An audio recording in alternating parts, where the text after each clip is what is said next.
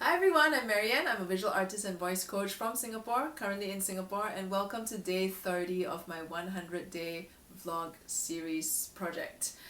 So this is a daily series where I share what I've learned about going on your own path, discovering who you are, finding your passion, living your dreams, following what really matters to you, living a meaningful and purposeful life. Some things about the creative process and the artist journey as well. So if you have questions relating to any of these, feel free to ask them in the comments, or you can directly message me through any one of my social media links that are listed in the write-ups attached to these videos.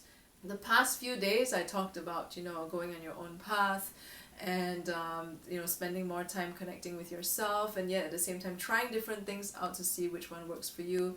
And yesterday I shared a little bit about entropy and how things are always in a state of decline. So it's the same thing for our comfort zone as well.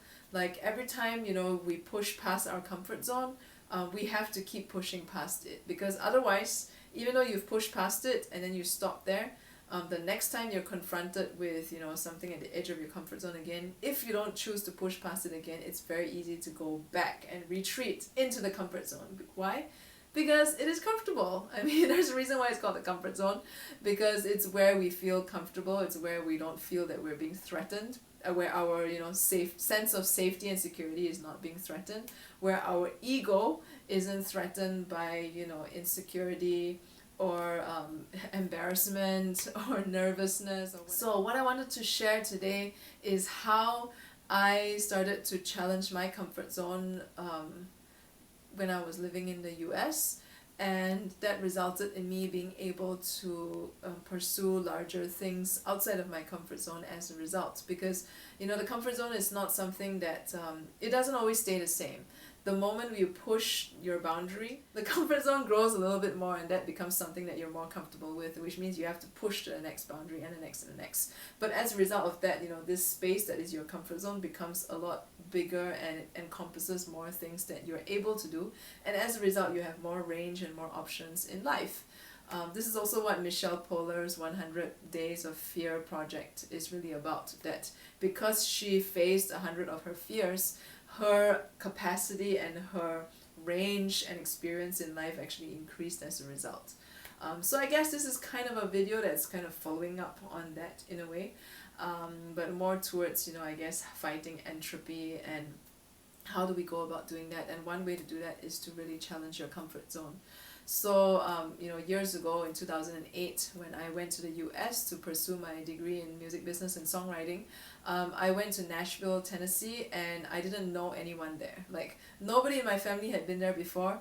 I didn't know anyone there. It was a huge act of courage and an act of faith, a huge leap of faith to just put myself out there and go after my dream.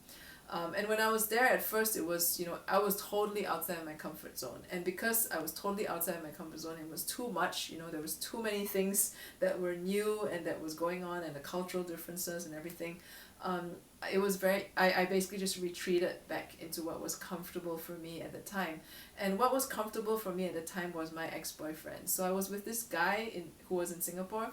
We were in a long distance relationship at the time. And he was my comfort zone. So in my first semester, every day after class, I would go back and I would go on Skype with him, and we would just park there, and he would just be my comfort zone, my sense of feeling that everything was normal and everything was okay. And then my second semester, I met some people who were of the similar faith. They were Catholic. And so we started building a little community among the 3 or 4 of us on campus. And they became my new comfort zone, because now they were like my friends in everything. And because I had them, I didn't really go and meet other people or try to meet new friends that were outside of that circle. But because, I started building this new circle of friends, and then slowly, gradually I became more comfortable being there in the States. I allowed myself to meet other people, which resulted in me eventually ending that relationship with my boyfriend, because I realized he was too much of a comfort zone and our relationship was no longer forwarding either of us. After that, after I broke up with him, I realized also that there were so many areas in my life where I had so many fears that I didn't know how to overcome. And one of them, which might sound really silly, is that I wasn't able to eat by myself in public. So I always had this fear that, you know, when I'm eating by myself in public, people would judge me for being a loser, for eating alone and not having any friends, because that's exactly how I would see people who are eating alone in public. So I decided that I had to challenge this fear. And what I did was every week, once a week, I would bring myself to a cafe, you know, off campus, and I would have to eat there. I would have to eat a meal there once a week by myself. And at first it was so awkward and so uncomfortable, and I felt like everyone was staring at me, which is easy to feel that way when you're, you know, one of the rare Asians in a predominantly white area of town. But after a while I got used to it. You know, after a while it became normal to eat by myself in public. And you know, slowly, gradually I started challenging a few more of these little fears that didn't make any sense, like watching a movie alone.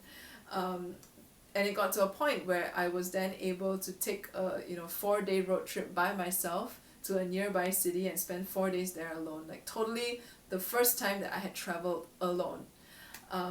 I mean, other than flying to the US, of course, but like, you know, going on a 4-day trip by myself, road trip, first time being on the road by myself.